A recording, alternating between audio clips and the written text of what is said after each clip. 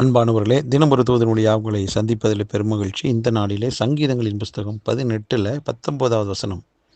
அவர் விசாலமான இடத்திலே என்னை கொண்டு வந்து என் மேல் பிரியமாயிருந்தபடியால் என்னை தப்புவித்தார் என்று. இன்றைக்கு கர்த்தர் கொடுக்கிற நல்ல தூது, தப்புவிக்கிறார். யாரை? இந்த இடத்துல அவர் சொல்கிறாரு, என் மேல் அவர் பிரியமாயிருந்தபடியினால என்னை தப்புவிச்சார். எப்படியாம்மா? விசாலமான இடத்துல என்னை கொண்டு வந்து என்னை தப்புவித்தார் என்று சங்கீதக்காரர் சொல்லுகிறார். இந்த வார்த்தையை கேட்டுக்கொண்டிருக்கிற நமக்கு இன்றைக்கு எனக்கு என்ன ஆண்டவர் தூது கொடுக்கிறார் அப்படின்னா, அன்றைக்கு ஆண்டவர் அந்த நபர் மேலே பிரியமாக இருந்தபடியினால் தப்புவித்தார்.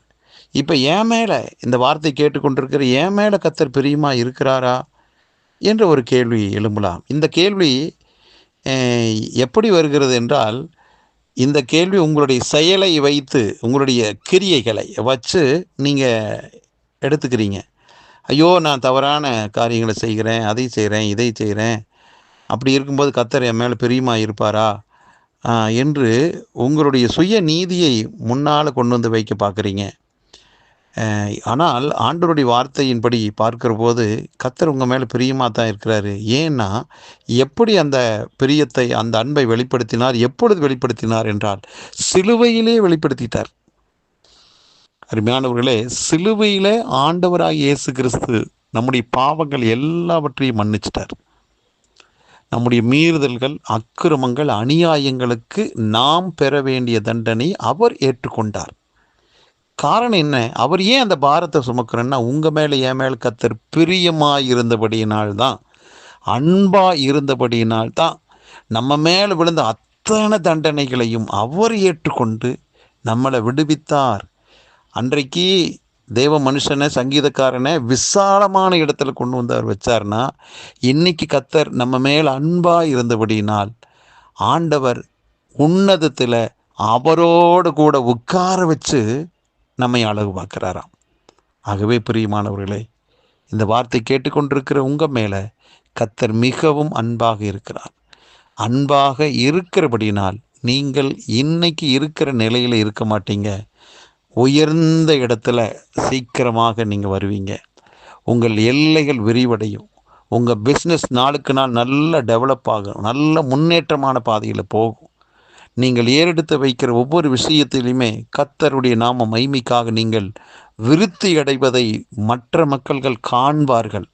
அந்த அளவுக்கு நீங்கள் உயர்வீங்க. காரணம் ஒன்றே ஒன்று, அவர் உங்கள் மேலே அன்பாகவே இருக்கிறார். ஆகவே அந்த அன்பு தான் சகலத்தையும் தாங்க, சகலத்தையும் நம்புமே. அந்த அன்பு தான் இதை கேட்டுக்கொண்டிருக்கிற உங்கள் வாழ்க்கையை உயர்த்த போகிறது.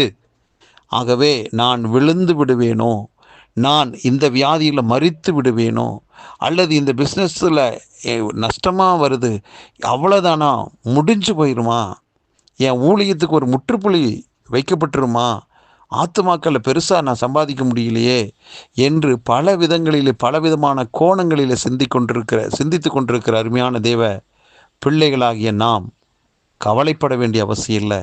ஒன்றே தினமும் சொல்லலாம், தேவன் என் மீது அன்பாகவே இருக்கிறார் என்று. அந்த அன்பு அது உயர்த்துவதற்காக, உங்களை மேன்மைப்படுத்துவதற்காக, உங்களுடைய எல்லைகளை விரிவடைய செய்வதற்காக ஆண்டவர் அனுதினமும் உங்கள் மேலே கண் பார்வையாய் இருக்கிறார், கண் நோக்கமாக இருக்கிறார். நீங்கள் வீழ்ந்து போக மாட்டீங்க. ஆகவே நீங்கள் விசாலமான இடத்துல கர்த்தர் உங்களை வைப்பார். நீங்கள் எந்த பிரச்சனையோடு இருக்கிறீங்களோ அதிலிருந்து சீக்கிரத்தில் நீங்கள் தப்பு வைக்கப்படுவீங்க. முற்றிலும் விடுதலையாக்கப்பட்ட ஒரு வாழ்வை நீங்கள் வாழ்வீர்கள். ஜெபிக்கலாம். நல்ல பிதாவே, சங்கீதக்காரன் மேலே கர்த்தாவே நீர் பிரியமாக இருந்தீர், விசாலமான இடத்துல கொண்டு வந்து வச்சிங்க. எங்கள் மேலேயும் நீங்கள் அன்பாக இருக்கிறீங்க. சிலுவையில் அந்த அன்பை வெளிப்படுத்தி எங்களை உன்னதத்தில் உட்கார வச்சுருக்கீங்கப்பா. சகல விதமான இக்கட்டுகள், நெருக்கடிகள், வியாதிகள், பலவீனத்திலிருந்து 100க்கு 100 எங்களை தப்புவித்து எங்களை மகிழ்ச்சிக்குள்ளாக்க ஆண்டவரே நீர் விரும்புகிறீர். ஆண்டவரே, இதை கேட்டுக்கொண்டிருக்கிற எல்லாருடைய வாழ்விலும் முழுமையான விடுதலை, வெற்றி உண்டாவதாக ஒவ்வொருவரை வாழ்த்தி ஆசீர்வதிக்கிறேன். இயேசு கிறிஸ்துவின் நாமத்தை ஜெபிக்கிற நல்ல பிதாவே, ஆமென். அன்பானவர்களே, இது ஒரு விடுதலையினால் சீக்கிர வெற்றி உங்களை தேடி வரும். நன்றி.